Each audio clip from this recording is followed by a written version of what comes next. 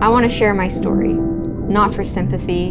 I'm not looking for anyone to feel bad for me. I want to give hope to somebody that may have or is going through the same thing that I went through.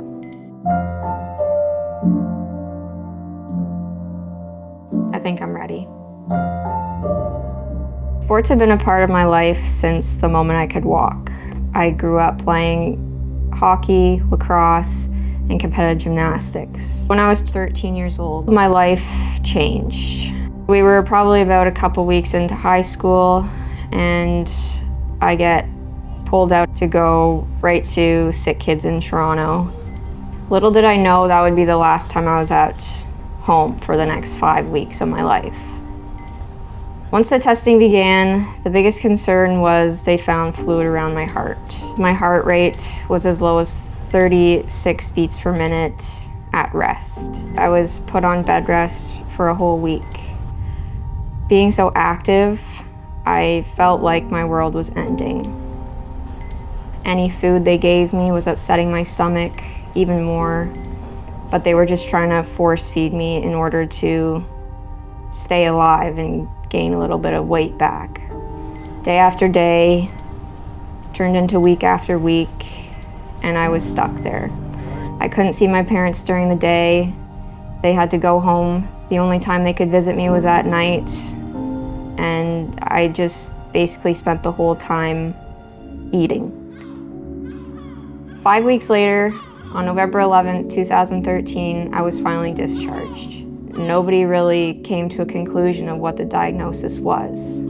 As much as I wanted to get to the bottom of the diagnosis, at 13 years old, I was just happy to be free. I was happy to see my family again. I was happy to sleep in my own bed again, start high school. Eventually, everything kind of went uphill. I turned to fitness and exercise in order to build my body back up. I would wake up at 5 a.m. to either drive myself to the gym for a quick workout or sports practice before school began. I even had a spare hour during my school day that I just drove to the gym and worked out. I loved it so much. I loved every second of it. I was seeing so many results physically, mentally, emotionally. It just brought joy to my day. In the evenings, I would go to my sports practice, come home late at night, stay up until 1 a.m. doing schoolwork. It was all so important to me. Although it may not have been the healthiest, I was fully obsessed. I loved fitness, and it was everything I cared about. I remember one day, I was at home watching TV, and I saw this commercial come on. It was a high-level athlete that was throwing weights around, doing sprints, flipping tires, and I said to myself, that's what I want to do. I want to do something fun like that. So right then and there, I signed up for CrossFit.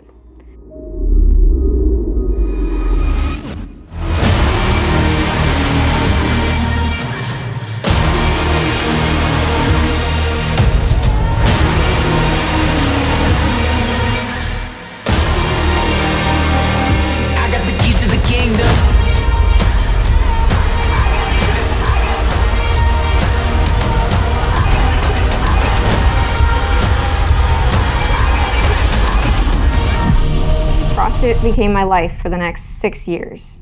I was able to work on myself, but also still have that camaraderie that I was missing from team sports. I developed a strong obsession with pushing my body to the absolute limit.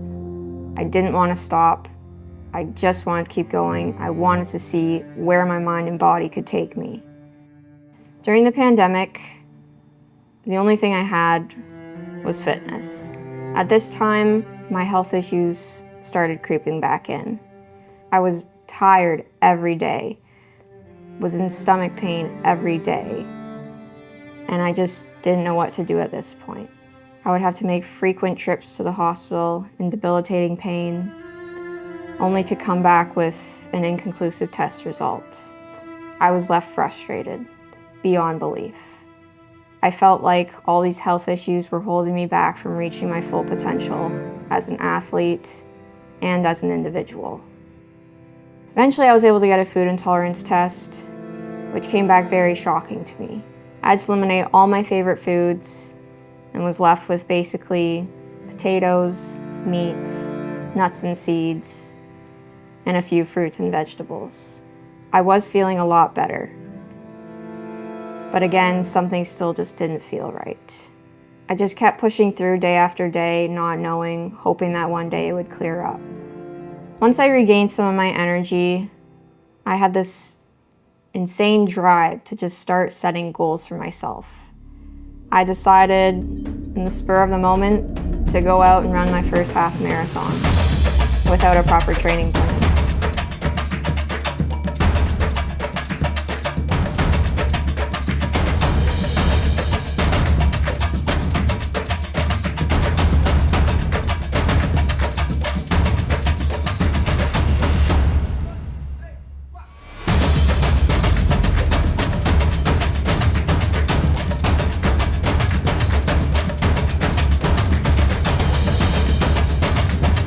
I hadn't ran more than 10 kilometers before. I was running probably 2 times a week, maybe 3. I remember finishing it and just dropping right to the ground, thinking, what the heck did I just do? But it felt amazing, and that's what sparked my interest to push for these crazy goals, to see what I was capable of achieving, because that feeling I had after that run was a feeling that I wanted to feel again. As the pandemic progressed, I felt more and more confined. I realized I could continue living at home and keep feeling the way I felt, or I could move on to bigger, better things, seek new challenges, and that's what I did. I moved to British Columbia to start a new life, to start fresh, and seek out even harder challenges than I had before. Once I got settled in, I went right ahead to picking my next challenge. I hopped on the Guinness World Record website and I applied to break the world record for the most chest-to-ground burpees done in 1 hour by females. The training was a lot of long, hard days in the gym. I would do a lot of burpees, I would do a lot of running, I would do a lot of strength training. So the day came, August 8th, 2021. I went into that day more ready than I've ever been in my entire life. I knew I had it. The previous record was 775 reps. I honestly don't remember much. There was a lot of up and down. All I remember is the hour ended with 829 reps. I had beaten it. I had done it. And it was the best feeling I've ever had in my entire life. To have a Guinness World Record, to be in that world record book, was something that a child dreams of. Unfortunately, the next goal I had was interrupted by a very, very bad illness. I had in the back of my mind that I wanted to train for an Ironman. It's something I've always wanted to do before the day I die. The following year, the summer of 2022, I got sick. Sick to the point where I thought I was gonna die. I was back home in Ontario for the summer when I started getting absolutely the worst stomach pain that I've had in my entire life. Worse than the pain I had when I was 13 years old in the hospital. Anything I ate, it was going right through me. It was terrible. Eventually, the symptoms passed for about a month. I went to do a running race, and I didn't know why my performance was so bad. I thought I was going to do so well. A couple weeks later after that race, my symptoms started coming back again. I was lying on the floor in pain, and I couldn't even move.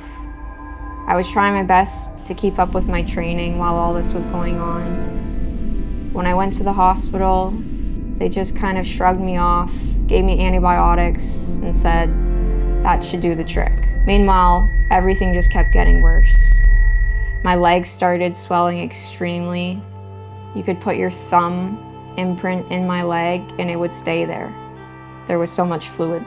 I started getting electrical shocks all through my body. I had certain body parts going numb at night.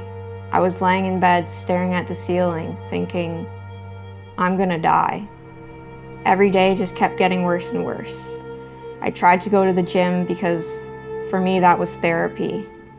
Meanwhile, I didn't know it was making me worse. Eventually, I got to the point where I had to urgently fly back home to Ontario to be with my family and to seek healthcare.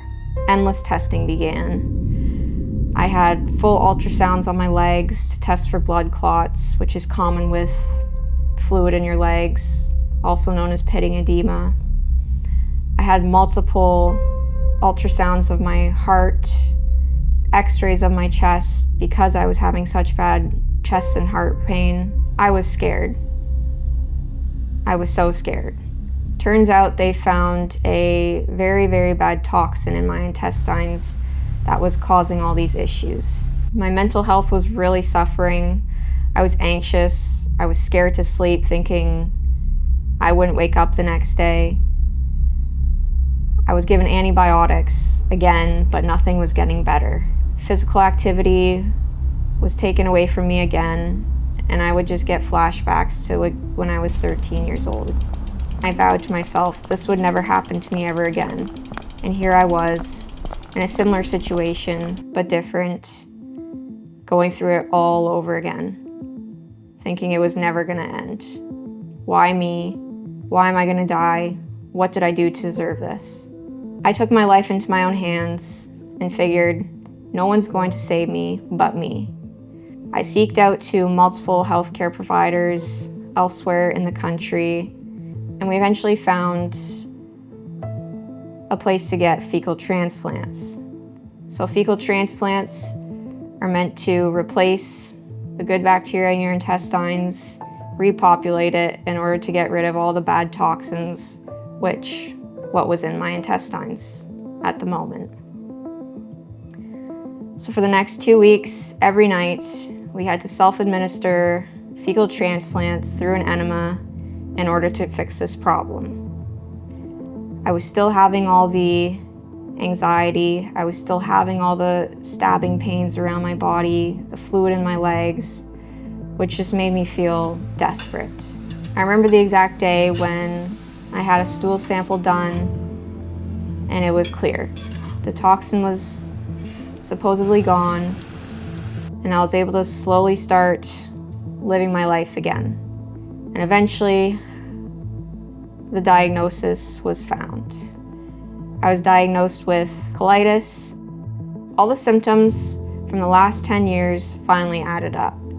The fluid in my legs, the digestive discomfort, the numbing and tingling all over my body, and especially the chronic fatigue. Colitis gives me a lot of inflammation in my intestines, which is the reason for all my food sensitivities and intolerances. That's why my diet is so limited. Since knowing the diagnosis, I was able to train and run for a 50-mile ultramarathon in Texas with a broken foot, and now I am currently training for a full Ironman triathlon. All my past challenges in life have set me up to be the person I am today. When you've had times in your life where your body has failed you, you really start to appreciate the things it can do for you. It's important not to give up on yourself and to keep going when times get tough. I don't want to go through life saying, what if I did this? What if I could have done that? Or using my diagnosis as an excuse. At the end of my life, I want to remember that I pushed my body to the limit, that I did everything I could to live the life I wanted to live, to achieve the things I wanted to achieve. The feeling you have when you've worked so hard for a goal and you finally cross that finish line, or you finally get that Guinness World Record, it's amazing. The feeling you have is indescribable. I want everybody to experience those feelings. I want people to surprise themselves and do things they never thought they could ever do. I've never shared a lot of this because I always felt embarrassed to be known as the sick kid. Now as I'm older, I realize there's nothing to be embarrassed about. It shows my strength, courage, and work ethic to keep going. You really can do anything you want. You just have to have the work ethic and truly believe. People tend to judge you by your looks. I'm small, and I know I'm small. But what they don't know is what I'm going through and what my body went through. My body physically has a hard time processing the food I eat. It's hard to gain size because of that, but I'm working on it. I'm always working on it. And I also don't want to slow down and rest because then my mental health suffers more than my physical health. It's me trying to find the balance between the two. Maybe it's time to surrender. I'm ready to fight.